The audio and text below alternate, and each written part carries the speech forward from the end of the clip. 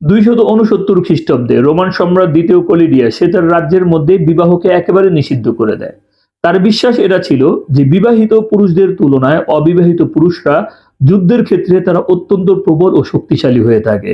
এই শক্তিশালী যেন হয় তার যোদ্ধারা, এই জন্য সে বিবাহকে একেবারে নিষিদ্ধ করে দেয়। সে বলতে থাকে একজন নারীর পিছনে জীবনকে আবদ্ধ করার চেয়ে একাধিক নারীকে তোমরা ব্যবহার করবে।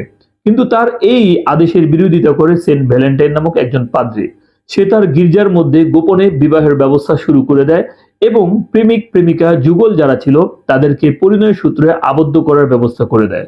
যখন বাদশাহ কলিডিয়াসের কাছে এই সংবাদটা যায় তখন বাদশাহ কলিডিয়াস এই সেন্ট ভ্যালেন্টাইন নামক পাদ্রীকে সে কারারুদ্ধ করে।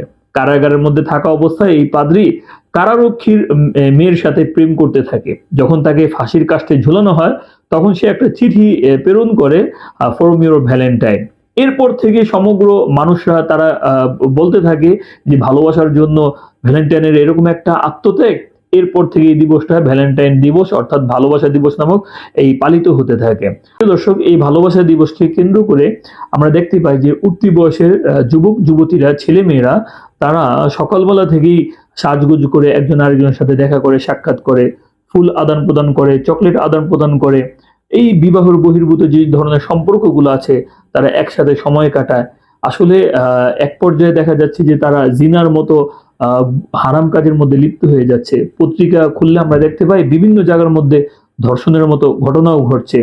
তো এই ধরনের দিবসগুলো পালন করার দ্বারা আমাদের সমাজের মধ্যে বিশাল নৈতিক ক্ষয় আমরা পরিলক্ষিত করছি।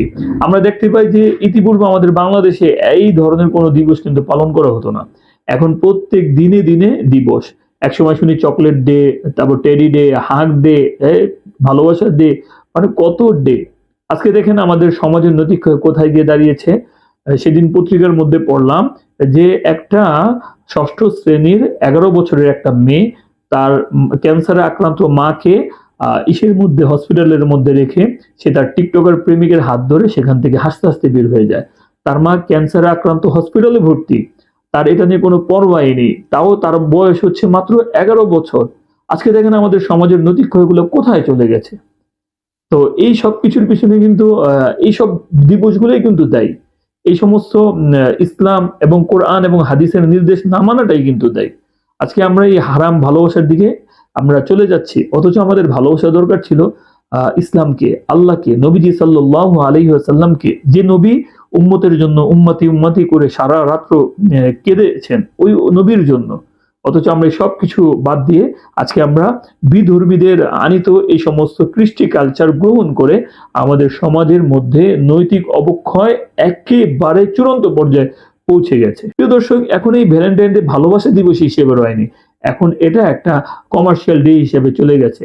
আপনি পত্রপত্রিকা খুললে দেখতে পাবেন যে এই দিবসে প্রায় বিলিয়ন বিলিয়ন ডলারের চকলেট, ফুল, কার্ড এগুলা বিক্রি হয়ে থাকে। যার কারণে মিডিয়া সহ এবং এই ধরনের ব্যবসায়িক উদ্যোক্তা যারা আছে তারা কিন্তু প্রচুর পরিমাণে এগুলাকে বিজ্ঞাপন দেয়। অতএব একজন মুসলিম হিসেবে আমাদের সকলের দায়িত্ব হচ্ছে এই বিবাহ বহির্ভূত হারাম রিলেশন থেকে দূরে থাকা। আমি যদি কারোর সাথে হারাম রিলেশনে থাকি আর আমি যদি জিনার মতো গুনাহে লিপ্ত হতে থাকি তখন ফেরেশতারা আমাকে লানত করতে থাকে, জমিন ফেটে যাওয়ার উপক্রম হয়ে যায়। আর এছাড়া এগুলো সমাজের মধ্যে অশান্তি বয়ে নিয়ে এসে কখনো এগুলো শান্তি আনতে পারে না। আমরা যদি শান্তি চাই এবং আল্লাহ তাআলার নৈকট্য অর্জন করতে চাই তাহলে অবশ্যই এই ধরনের বেলাল্লাপনা, অশ্লীলতা দিবসকে আমাদের সকলকে না বলতে হবে এবং আমাদের আশেপাশে যারা আছে তাদেরকে বলতে হবে যে এটা কখনো মুসলিমদের সভ্যতা হতে পারে না, মুসলিমরা কখনো এই ধরনের দিবসকে পালন করতে পারে না। তাহলে প্রিয় দর্শক, এই ভ্যালেন্টাইন ডে সম্পর্কে আপনার যদি কোনো মতামত থাকে তাহলে কমেন্টে জানাতে পারেন। ভিডিওটি ভালো লাগলে অবশ্যই একটা না একটা রেসপন্ড আপনি করবেন, লাইক কমেন্ট শেয়ার করবেন, আর আমাদের চ্যানেলে নতুন হয়ে থাকলে সাবস্ক্রাইব করবেন।